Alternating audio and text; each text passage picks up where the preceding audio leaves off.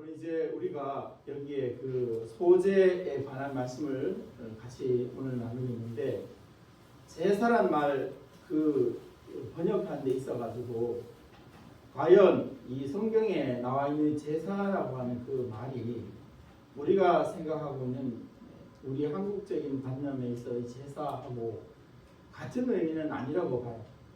우리가 번역하는 데 있어가지고 우리의 현실에 맞추어서 이 제사라는 말을 사용하긴 했지만, 그것과 우리가 성경에 나와 있는 제사와는 좀 구별이 있지 않을까 이렇게 생각합니다.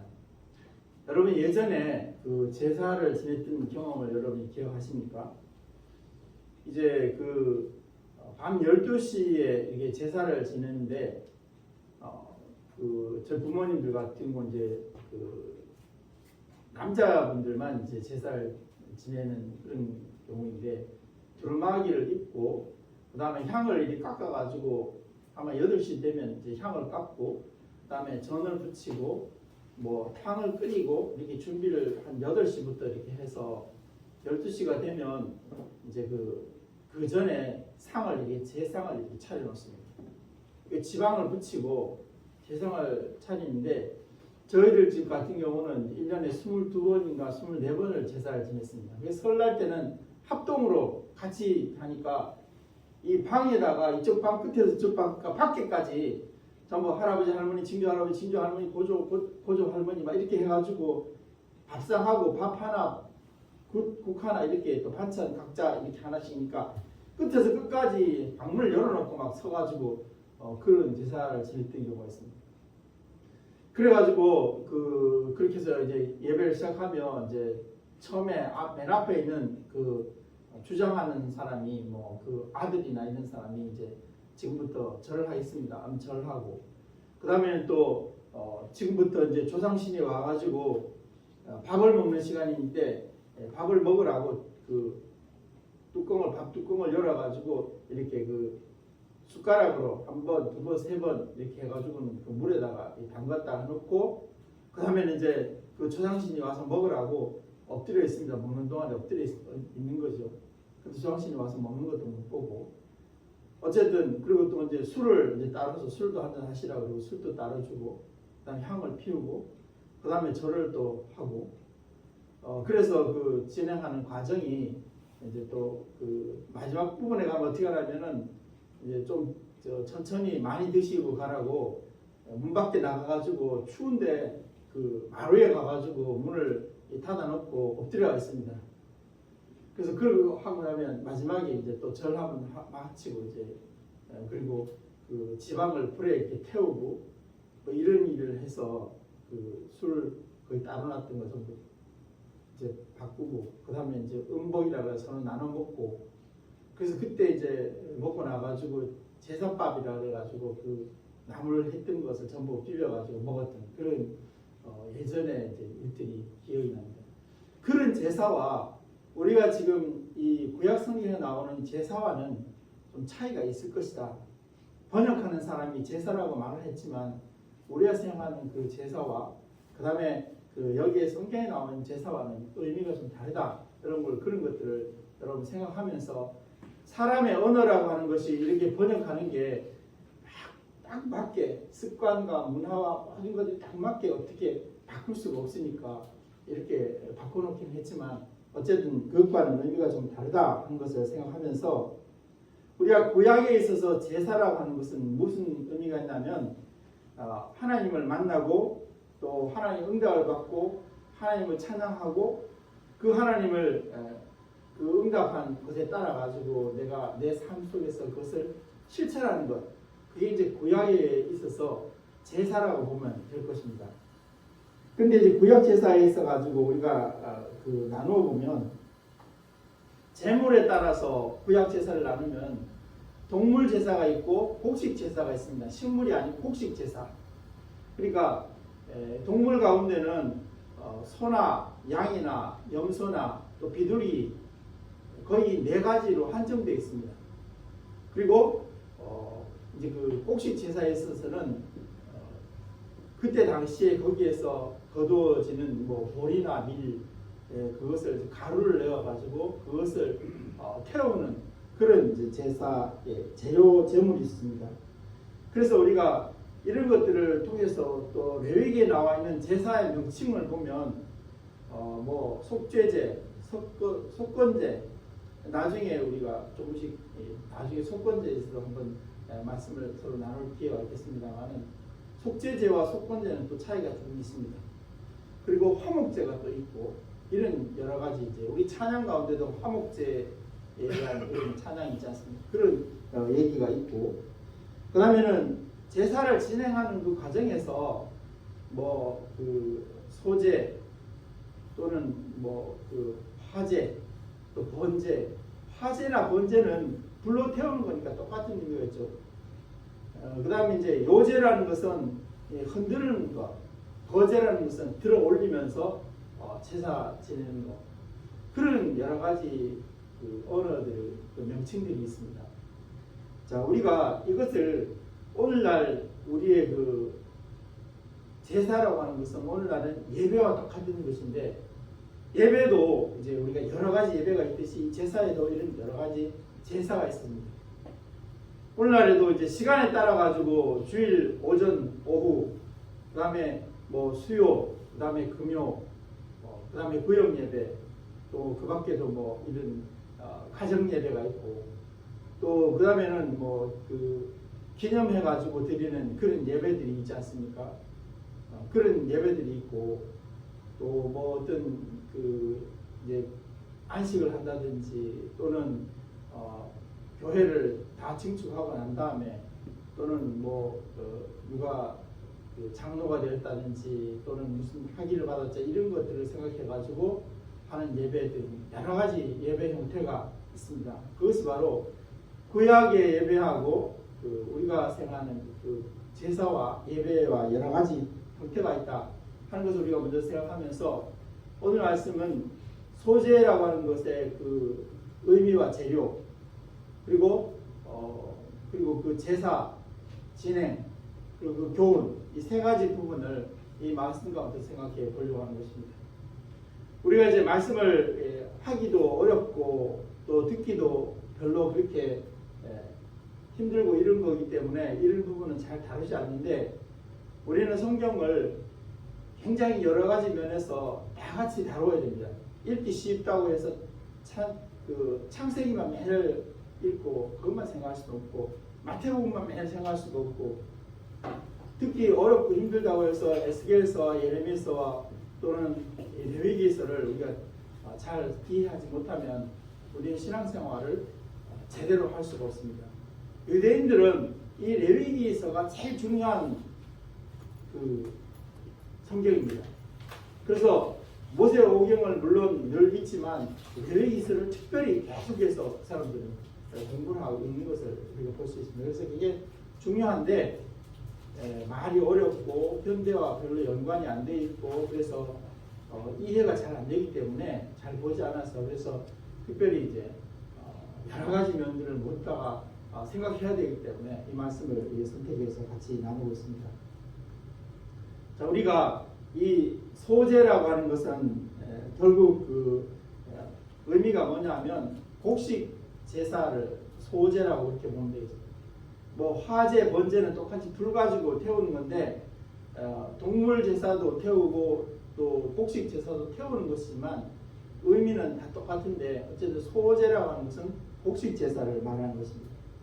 그래서 이 곡식 제사에서 재료는 무엇이냐면 첫 번째 이삭을 거둔 것, 그것을 고운 가루를 내 가지고 불에 태워서 하나님께 드리는 이 제사가 바로 이런 소제라고 하는 것입니다. 그래서 이제 그때 당시에 유대 이스라엘 땅에서 처음 익은 곡식은 뭐겠습니까? 거기서는 보리나 밀을 이제 주로 경작하기 때문에 보리와 밀을 갈아 가지고 그것을 가지고 일단은 말리죠. 말리고 탈곡을 하고 그다음에 그것을 이제 그 연자방아 같은 데서 우리 말하는 드릴방아는 그때 거기는 없으니까 연자방아로 큰 돌을 가지고 이렇게 둥글게 깎아가지고 소가 이렇게 돌리도록 만듭니다. 여러분 그 삼손과 데릴라 같은 데 보면 그 삼손이 마지막 부분에서 그 연자방아를 눈을 뽑히고 돌리는 부분이 나오잖아요. 그런 것처럼 이제 곡식을 그런 데다 넣고 이렇게 갈면은 이제 그 껍질이 벗겨지면 그걸 꺼내 가지고 그거를 이제 빻아 가지고 깨끗하게 채로 걸르고 해서 고운 가루를 만들면 그것이 바로 이 소재의 그 재료였습니다. 그 다음에 이제 그 재료가 뭐냐면 기름인데, 기름은 그때 당시에 올리브유가 제일 많겠죠. 지금은 우리 주변에도 올리브유가 많이 있는데 그 지중해성 기후에서는 올리브유가 많이 생산합니다. 그래서 그거 가지고 이렇게 그 고운 가루와 섞어서 함께 불에 태우는 그런 제사가 바로 이런 소재였습니다. 그 다음에 이제 유향을 마지막 부분에서 섞어 가지고 이렇게 불에 태우는데, 유향은 지금 그 사우디아라비아 남쪽에 가면 이제 예멘이라는 나라가 있습니다. 그 예멘이라는 나라에 보면 이제 거기에 그때는 남예멘, 북예멘 이렇게 했다가 이제는 그 같이 또 나눠졌다가 지금 후티 반군하고 이제 나눠져서 싸우고 있는데, 어쨌든 그 예멘 부근에서 나는 그 향료, 그게 바로 여기 말하는 유향인데 굉장히 귀한 거죠. 자연적인 그런 향, 그것을 이제 섞어서 하나님께 예배를 드렸던 것을 볼 수가 있습니다. 자, 그래서 이제 이것을 가지고 소재를 드릴 때 어떻게 하냐면 그 고운 가루를 낸 것을 보리나 밀 가루를 곱게 갈아가지고 고운 가루를 첫 이삭의 것을 꺼내가지고 말려서 고운 가루 낸 것을 가지고 이제 그 올리브유나 또는 다른 기름에다가 이렇게 섞어가지고, 그래서 동그랗게나 또는 우리가 말하는 전 부치는 형식으로 규격 있게 잘라가지고, 그래도 거기다가 기름을 발라서 이제 그 볶거나 또는 삶거나 이런 걸 해서 거기다가 이제 그 유향을 덧붙여서 하나님께 태워서 드리는 그런 제사였습니다. 근데 이제 그런 제사를 드릴 때 여기에 보면 세 가지 그 유형이 있습니다. 제일 먼저 뭐냐면 화덕에 굽는 것입니다. 여러분, 화덕이라고 하면 예전에 연탄 불을 이렇게 넣어가지고 밖에서 이렇게 뭐 그 국을 끓이거나 이런 끓였던 여러분 화덕을 보셨죠?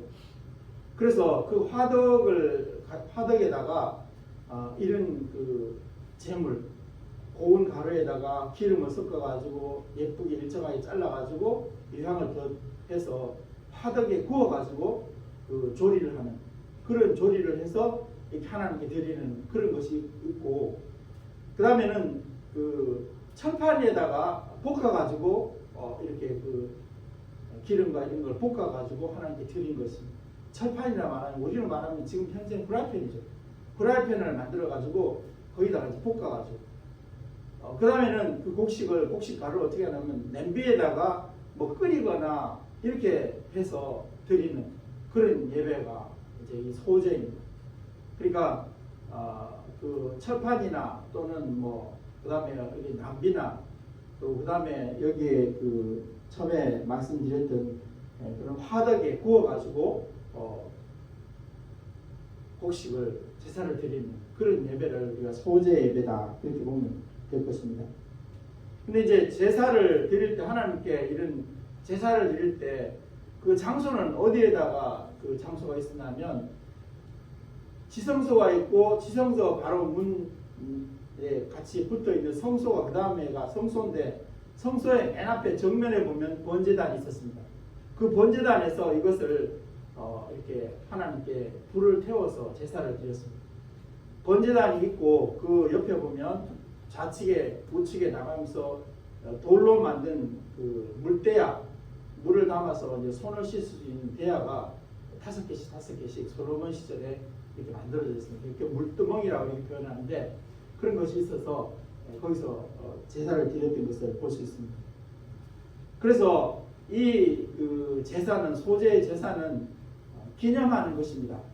뭘 기념하냐면 죄를 속하거나 하나님과의 관계에서 있었던 이런 신앙적인 죄를 속하는 속건제, 또 그 다음에 화목제, 이런 그 제사를 기념해서 이런 소제를 드렸습니다. 그러면 이것을 주관하는 사람은 누구였냐면 아론의 후손의 그 제사장들이 이것을 주관하도록 되어 있습니다. 아무나 이런 제사를 드릴 수 있는 게 아니고, 그래서 아론의 그 후손 중에서 이제 남아 있는 사람이 엘리에셀과 그다음에 이다말 두 사람밖에 없으니까 그 후손들이 이런 제사를 드리도록 그렇게 되어 있습니다. 그다음에 이제 드리는 방법은 뭐냐면 그 고운 가루를 이렇게 한 움큼 이렇게 잡아가지고 그것을 기름을 이렇게 바르고, 그래서 만일에 그 가루만 놔두면 뭉쳐지지가 않겠죠. 우리가 밀가루나 그런 거를 가지고 전을 굽거나 또 뭐 빵을 찐빵을 만들 때도 그게 뭉쳐져야 되니까 할 수 없이 기름을 같이 섞어서 뭉쳐지도록 그렇게 했습니다. 그리고 거기에 유향을 발라서 그것을 가지고 이제 불에 태우는 그런 제사를 하나님께 드렸습니다. 그리고 그 제사를 드리고 남은 찌꺼기가 있지 않겠습니까? 이렇게 둥글게 또 동그란 땡처럼 만든다든지 전처럼 이렇게 붙일 때 남아있는 재료, 그 다음에 이제 제사를 하고 나면, 태우고 나면은, 그러고 나면은 이제 그 남아있는 재료, 이런 것들은 그것을 이제 제사장들이 먹도록 이렇게 이제 규정이 되어 있습니다. 그러면 이런 절차와 제가 앞에서 한국적인 그 제사와 어느 정도 어떤 식으로 연관이 돼 있다. 그러면 이렇게 맞아. 한국적인 제사와 그 다음에 이제 여기에 본문에 나와 있는 소제 이런 것과 어느 정도 이렇게 연관이 돼 있고 그게 그 말이구나 하고 생각할 수 있는 게 잘 이해가 안 가죠. 우리가 말했던 뭐 귀신이 와가지고 밥을 먹고 그 다음에 엎드려서 밥을 먹는 동안 기다리고 뭐 이런 것과는 연관이 없는, 오로지 하나님 앞에 그냥 향기로운 냄새를 드리는 게 바로 제사입니다. 굉장히 구약의 그 제사들은 단순했습니다. 뭐 절차가 복잡하거나 또는 뭐 귀신처럼 이렇게 해서 섬기는 게 아니고 완전히 정말 창조주 하나님을 예배하는, 섬기는 그런 제사가 바로 이런 제사였다 하는 것을 이제 우리가 생각할 수 있겠습니다. 그러면 이제 이렇게 소제라고 하는 것은 우리가 오늘날 말하면 예배와 같은 것인데 그 교훈은 무엇인가? 교훈을 한번 우리가 살펴보도록 하겠습니다. 교훈은 우리는 하나님 앞에 제사를 드릴 때, 예배를 드릴 때 온전한 예배를 드려야 한다, 온전한 제사를 드려야 한다 하는 것을 먼저 우리가 생각하는 것입니다. 다시 말하면 제일 먼저 처음 익은 것을 가지고 하나님께 드려야 된다.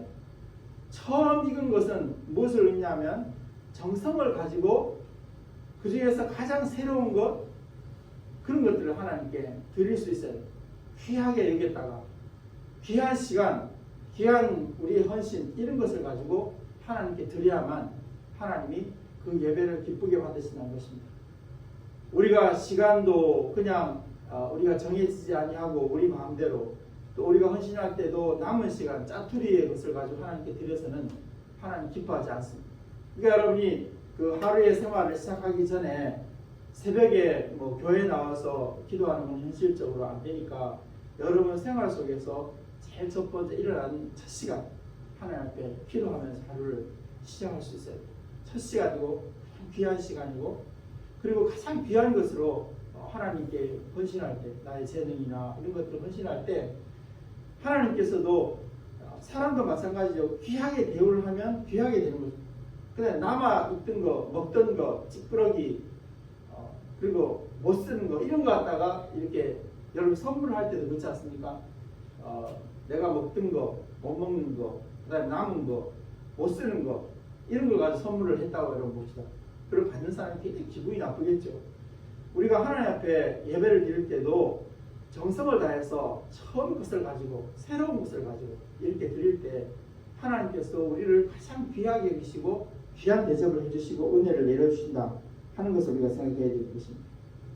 그 다음에는 우리가 생각해야 될 것이 뭐냐면, 우리는 고운 가루에 대해서 생각합니다.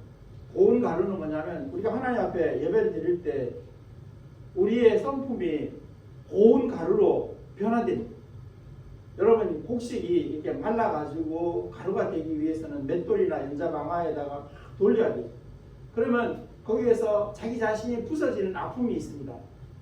내 자신을 다 내려놓습니다. 내가 돌이라든지 또는 밀이라든지 쌀이라든지 이런 형태를 다 망가뜨려야 돼요.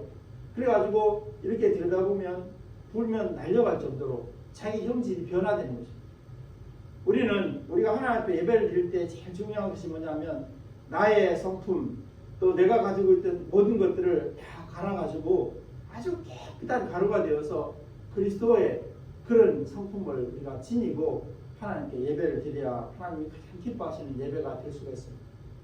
예를 들어서 여러분 예배를 드릴 때 원한을 가지고 미워하는 마음을 가지고 시기하는 마음을 가지고 그런 마음을 가지고 예배를 드린다고 봅시다. 그러면 내 자아가 부서지지 않았죠. 그러면 그런 상태에서 드리는 예배는 하나님께서 기쁘게 받으실 수가 없습니다.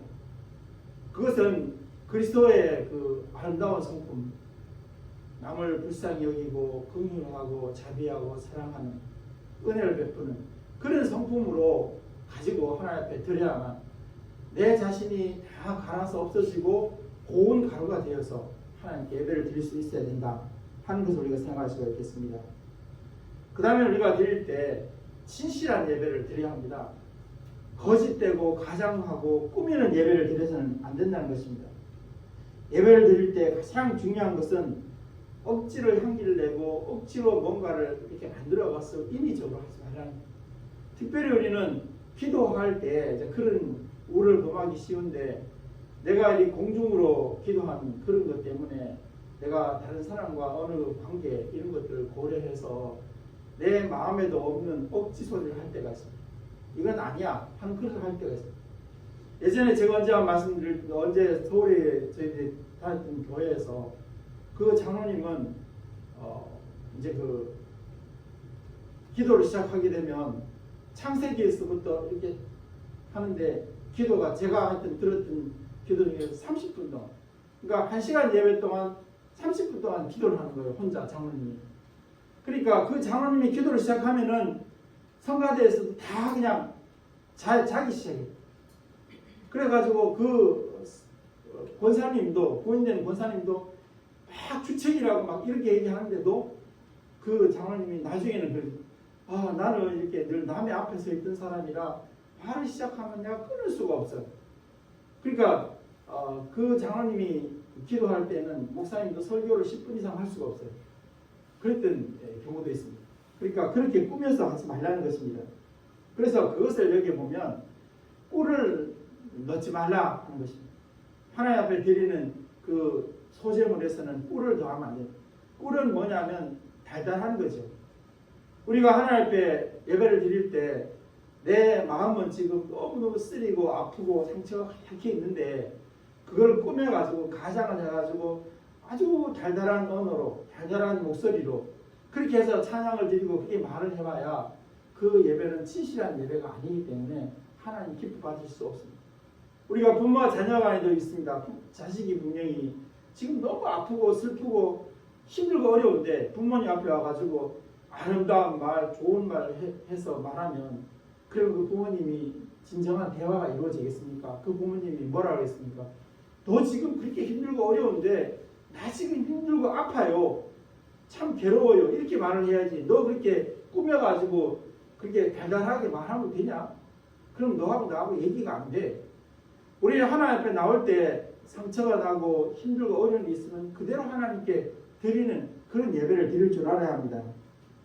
그 다음에는 향료를 뿌리지 말아야 향기가 나게 이렇게 말을 해서는 안 됩니다. 우리는 예배를 드리는데 하나님 앞에 나올 때마다 그런 어느 정도의 예의를 차리고 이런 건 중요하지만 막 꾸미고 이런 그 목소리를 가지고 그래서 어떤 목사님들을 보면 저 양반이 왜 저렇게 말하나? 지금부터 하나님의 말씀을 이렇게 얘기해. 그럼 평소에 하던 대로 말을 하면 되는데 그렇게 꾸민다고 하나님 그래 너 참 거룩하다 이러겠습니까? 평소에 자기 하던 대로 우리가 부모님과 대화를 나누는 데 있어서 어머니 아버지 안녕하십니까 이렇게 얘기하면 야 오늘 뭐 어디가 아프냐 그냥 하던 대로 해 무슨 말을 그런 식으로 해 그렇게 가장을 하고 그렇게 해서 무슨 성가대가 찬양을 부를 때에도 그 찬양이 찬송가가 되었든 쉬운 것이 되었든 그런 것이 자기 마음의 진심으로 담아서 드리면 되는 것이지 꼭 베토벤이나 슈베르트나 또 유명한 성가고 그런 거를 그렇게 목소리를 높여서 멋들어지게 불러야 하나님 좋아하시겠습니까? 그런 거 아니고 정말로 향기를 인공 조미료를 집어넣지 않는 진실한 예배를 드려야 된다 하는 것입니다. 그 다음에는 누룩을 넣지 말라고 했습니다. 누룩이란 뭐냐면 부풀게 하는 거죠. 이렇게 여러분 찐빵을 마른 목에 이렇게 밀가루를 가지고 파트를 집어넣으면 이렇게 부풀려가지고 빵 되는 것처럼 너무너무 자기 자신을 지금 과장하고 있어요. 말도 안 되는 그런 과장을 하고 있어요. 그 하나님은 모든 것을 다 알고 계시는데 자기 자신을 그렇게 과장하고 자기 자랑하고 교만하고 그리고 축소하고 그런 언어로 예배를 드린다면, 그런 마음으로 예배를 드린다면 그 예배는 진실한 예배가 아니죠. 꾸며지는, 그러니까 그렇게 예배를 드리지 말고 너의 마음 그대로, 너의 현실 그대로 하나님 앞에 나와서, 왜 부모님 앞에 나와, 사랑하는 부모님 앞에 나와서, 나를 위해 십자가에 달려 들어가신 부모님 앞에 나와서 그렇게 가장을 하고 그렇게 꾸며가지고 아닌 척하고 그렇게 해서 대화가 되겠냐. 우리 하나님 앞에 예배 드릴 때 진실한 예배를 드려야 되겠다 하는 것을 여기에 생각하게 됩니다. 그 다음에 우리는 예배를 드릴 때 거룩한 예배를 드려야 합니다. 하나님 앞에 드리는 것은 거룩한 예배. 여기에 기름이라는 것은 우리가 비유할 때 성령을 말씀하거든요. 그래서 여러분 시편에 보면 성령의 기름 부으심 이런 말씀이 있거든요. 그러니까 성령 하나님께서 함께 인도하시고 감동하시는 그런 예배가 정말 귀한 예배입니다. 뭐 언어는 좀 부족하지라도, 찬송은 좀 부족할지라도, 격식은 잘 안 맞을지라도 정말로 성령 하나님이 감동하시고 인도하시는 그런 예배. 그래서 우리는 가끔 가다 보면 예전에 아주 10월 농촌 교회 이런 새벽 수요 기도에 이렇게 가보면 거기에 앉아 계시는 분들도 연세가 되신 어르신들인데 앉아가지고 이렇게 막 그 흔들어 가면서 찬송을 또 타령하듯이 그렇게 하고, 곡조도 물론 안 맞죠. 가사도 물론 안 맞고, 또 거기에서 인도하시는 분도 또 연세가 많이 되신 분이라 이제 그 여러 가지 형태를 보기에는 깔끔하지 않아요. 도시에 있는 목사들이 막 아주 막 깔끔하게 하는 그런 건 달라요. 그런데 거기에서 그 호롱불 밑에서 드리는 그 찬송의 그 놀라운 은혜, 그것은 큰 교회, 예두 순공교에서 3만 명이 한꺼번에 모여 앉아가지고 5만 명이 함께 모여 앉아 영락교에 드렸던 예배보다가도 저는 더 깊은 감동이 지금까지. 그러니까 우리는 꼭 기억할 필요가 있습니다. 우리는 기름 부으심이 있는 성령 하나님의 감동이 있는 그런 예배를 드려야 되겠다는 것입니다. 그 다음에 남아있는 것은 아무나 먹으면 안 되고 제사장만 먹을 수 있습니다. 그 재료로 쓰고 나서 남아있는 것들은 제사장만 먹을 수 있는데, 그것은 뭐냐면 제사장은 항상 자기 자신을 거룩하게 정결하게 유지를 해야 되기 때문에, 그러면 자기 제사장이 그 직무를 벗어나서 거룩하고 그리고 온전하지 않은 생활을 하면서 그 음식을 먹으면 하나님 앞에 처벌을 받겠죠. 그래서 우리는 우리가 그 하나님 앞에 드리는 그 예배는 거룩한 예배가 되어야 되는데, 거룩한 예배는 성령 하나님이 인도하시고 감동하시는 예배가 거룩한 예배. 그 다음에는 마지막의 부분에 있어서 언약의 소금을 채야 합니다. 우리가 소재에서 제일 중요한 것은 언약의 소금을 채야 합니다. 언약의 소금이라는 것은 하나님과 이렇게 예배를 드리면서, 예배를 드릴 때 나는 이렇게 살겠습니다, 이렇게 하나님 뜻대로 살겠습니다, 이렇게 약속을 했으면 우리가 예배를 마친 후에 우리의 삶 속에 나가서도 그렇게 살아야 됩니다. 내가 그렇게 언어 생활을 하겠습니다, 그렇게 행동을 하겠습니다 하고 약속을 했으면 변하지 말아야 돼요. 그런데 우리가 예배 중에 언약의 소금이 안 쳐져가지고 예배 따로 생활 따로, 내게 불리하면 하나님과 약속 다 필요 없고 내가 하고 싶은 대로 말하고 하고 싶은 대로 행동하고 그렇게 살면 하나님과 약속을 안 지키는 거잖아요. 그런 예배는 정말로 온전한 예배라고 할 수가 없습니다. 우리는 이 소재를 통해서 하나님께 어떻게 예배를 드리고 예배 후에 어떻게 삶을 살아야 되는가 하는 그 말씀을 우리가 같이 나누면서 우리도 이 소재를 통해 주시는 교훈을 우리 생활 속에 잘 적응할 수 있도록 해야 되겠습니다.